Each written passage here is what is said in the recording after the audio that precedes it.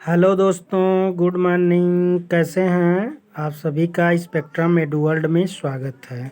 दोस्तों आइए आज हम पिछले वीडियो में साधारण संख्याओं की भाज्यता से संबंधित चीज़ें पढ़े थे। आइए इस वीडियो में हम देखते हैं घातांकी संख्याओं की भाज्यता। हम देखते हैं घातांकी संख्याओं की भाज्यता, यानी घातांकी संख्याओं की भाज्यता इसलिए जानना जरूरी है दोस्तों, क्योंकि हमें भाज्यता के साथ साथ शेष पर आधारित प्रश्न आते हैं। तो अगर हमें भाज्यता पता है तभी हम शेष ज्ञात कर सकते हैं। तो आइए दोस्तों इस वीडियो में हम लोग चलते हैं, देखें कि घातांकी भाज्यता के क्या नियम हैं और कितने कंडीशन में वो विभाजित हो जाएगी। तो दोस्तों हम लेके आए हैं इस कंडीशन में आपके सामने कुल 4 पॉइंट है आपके सामने। दोस्तों ये 4 पॉइंट आपको मैं डिनोट करवा देता हूँ। जैसे पहला पॉइंट, यानी ये नोट आप रखिए कि अगर आपको ये नोट आप अपने माइंड में बैठा लीजिए कि इन्हीं चारों के आधार पे आप कोई भी भाग घातांकी संख्या की होगी आप दे लेंगे। आप अपने माइंड में पहला रूल है कि संख्या यदि x की पावर n माइनस a की पावर n के रूप में है तो यह सदैव x माइनस a से विभाज्य होगी। पहला रूल क्या है कि यदि संख्या x की पावर n माइनस a की पावर n के रूप में है तो यह x माइनस ए से विभाज्य होगी। अब x कुछ हो सकता है, a भी कुछ हो सकता है और n भी कुछ हो सकता है, यानी कोई संख्या हो सकती है। ठीक दोस्तों, आइए उसके आगे दूसरा सूत्र है कि संख्या यदि x की पावर n माइनस 1 के रूप में है तो यह सदैव x माइनस 1 से विभाज्य होगी। इसी तरह दोस्तों तीसरा रूल है, संख्या यदि x की पावर n माइनस 1 के रूप में है और यह संख्या सदैव x प्लस 1 से विभाज्य होगी जब n बराबर क्या है, n बराबर एक सम संख्या अगर है, यानी जो घात है अगर वह सम है तो यह सदैव x प्लस 1 से विभाज्य होगी। दोस्तों ऊपर जरा देखिए, अगर यह घात सम है या विषम है इससे कोई फर्क नहीं पड़ेगा, ये सदैव x माइनस 1 से विभाज्य होगी। लेकिन जब अगर यह घात सम है तो यह x माइनस 1 से तो साथ साथ विभाज्य होगी, लेकिन साथ साथ x प्लस 1 से भी विभाज्य होगी। कब? जब n सम हो। आइए दोस्तों अगला देखें, चौथा रूल है, यदि संख्या x की पावर n प्लस 1 है के रूप में हो तो सदैव यह x प्लस 1 से विभाज्य होगी, लेकिन शर्त है कि n एक क्या हो, विषम संख्या। तो दोस्तों खाली ये देखना है हमें n क्या है, सम या विषम।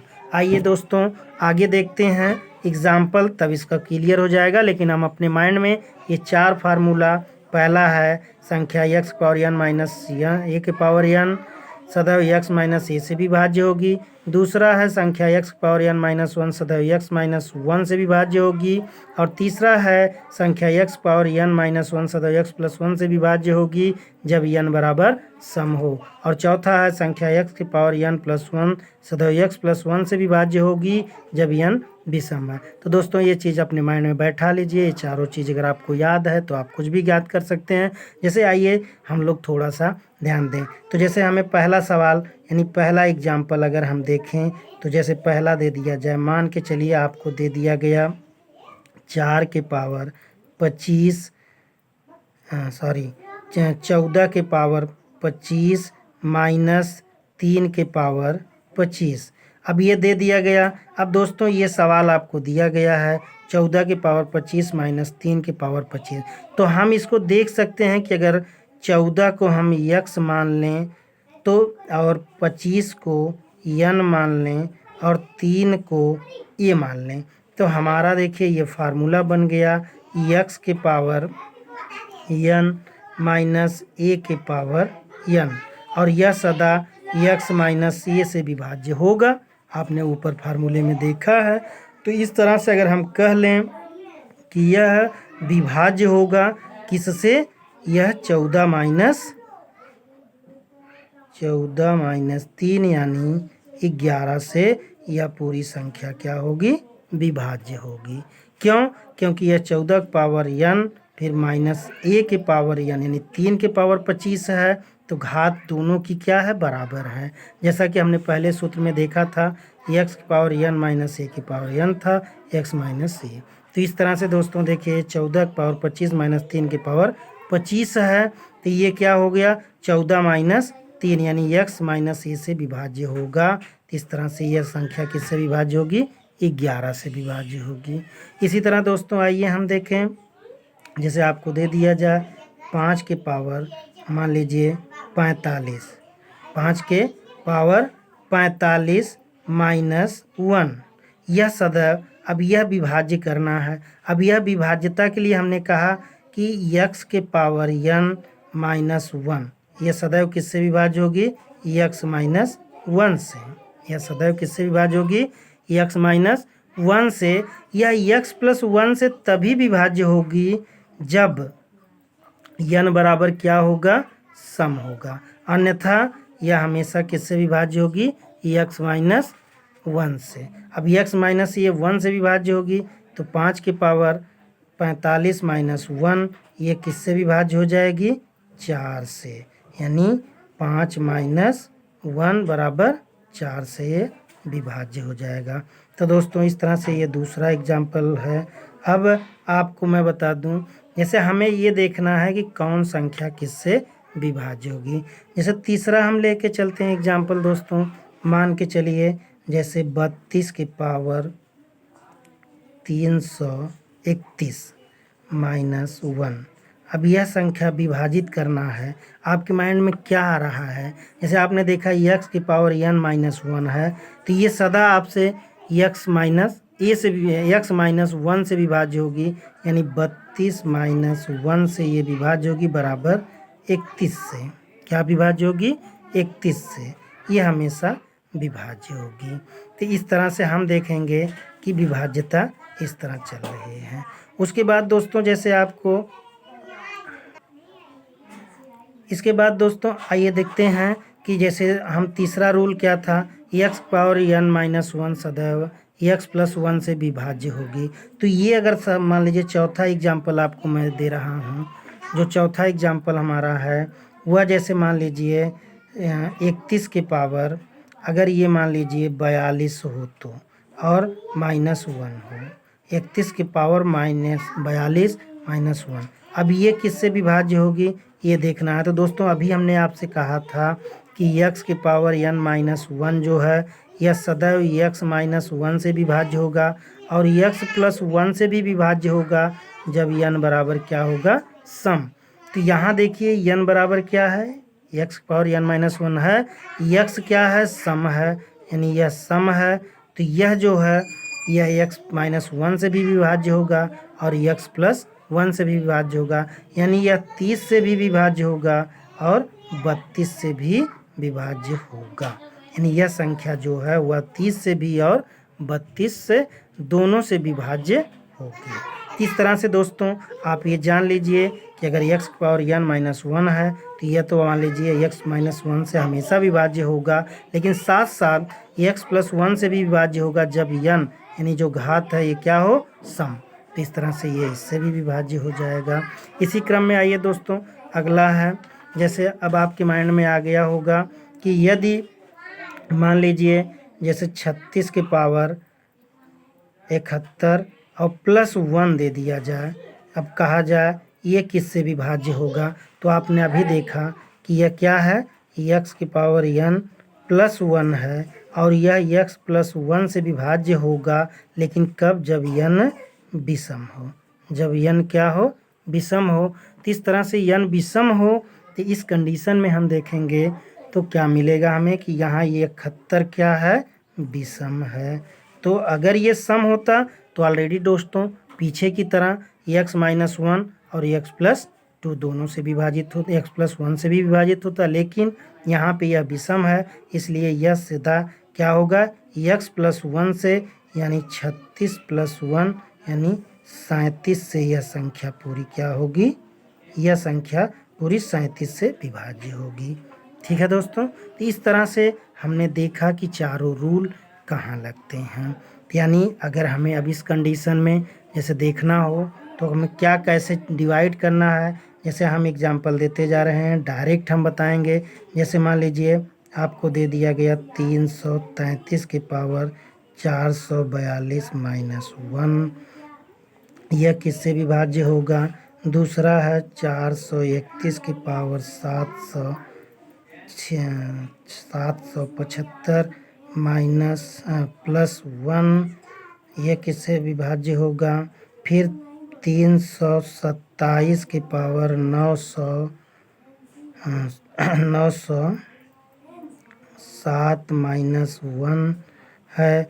फिर 1332 के पावर 676 माइनस 1 है, ये किससे विभाज्य होगा। ये दोस्तों दे दी गई है संख्या। मान लीजिए ये संख्या आधार चाहे कितना बड़ा हो उससे कोई दिक्कत नहीं है, घात देखना है केवल। अब जैसे ये -1 है, अब ये घात कैसी है, सम है, ये इससे नहीं मतलब है, ये घात सम है और -1 है।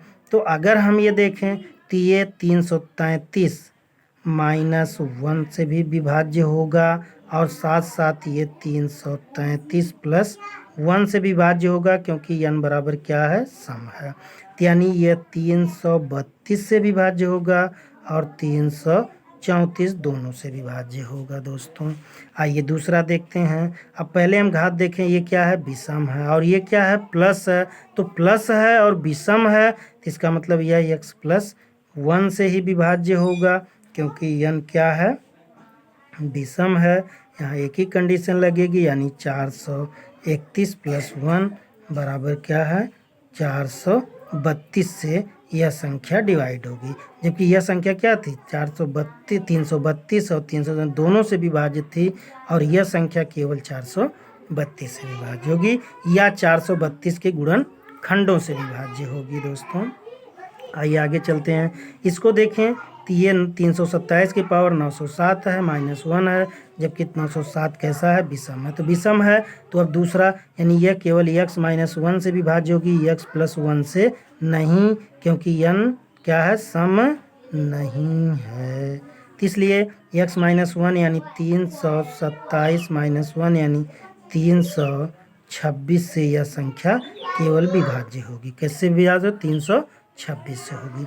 अब फिर दोस्तों इसको देखें हम, तो ये 676 यहाँ देखिए प्लस आ गया, जैसा कि ऊपर आपने देखा कि अगर ये घात सम है और ये भी सम है तो इस तरह से सम देखें तो यह एक कम और एक अधिक दोनों से विभाज्य होगी। यानी हम डायरेक्ट सोचें तो ये हो जाएगा 1333 से और 1331 दोनों से विभाज्य होगी यह संख्या। तो इस तरह से दोस्तों ये तो नॉर्मली सूत्र के अकॉर्डिंग कोई भी संख्या आएगी हम उसको डिवाइजन देख लेंगे।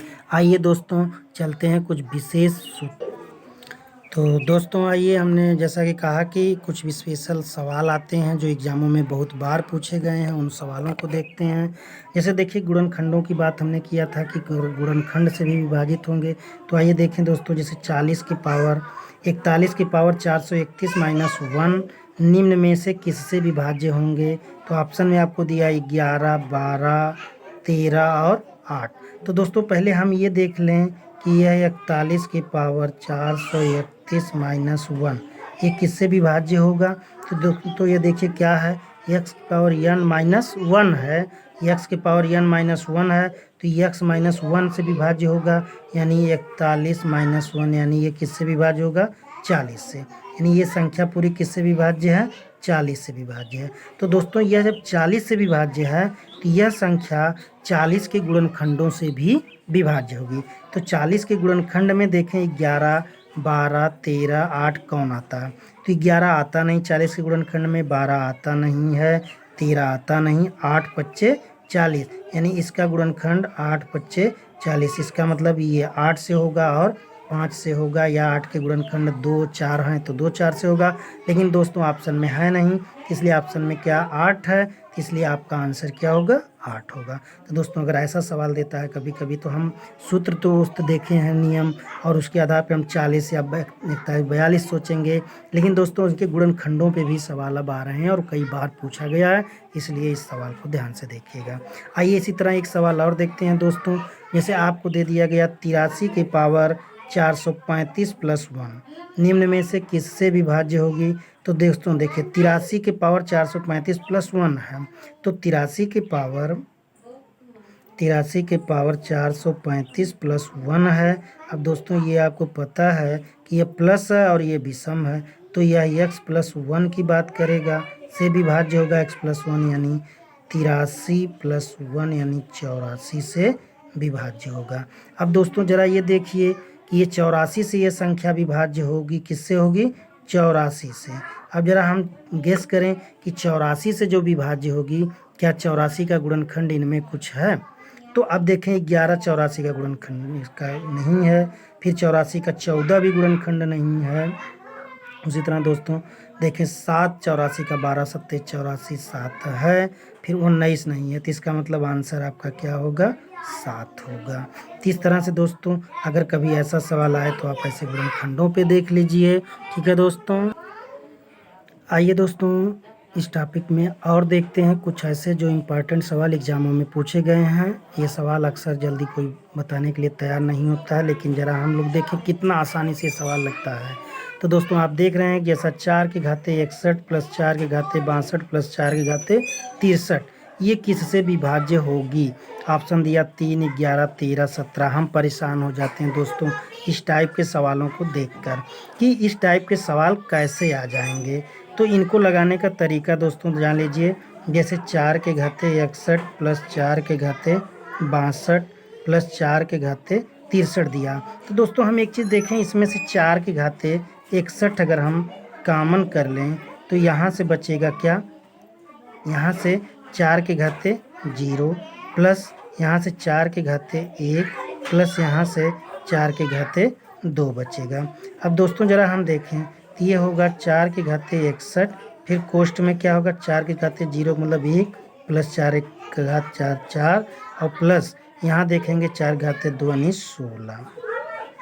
अब दोस्तों ये देख रहे हैं कि यह जो है अब डिवाइड करना है दोस्तों।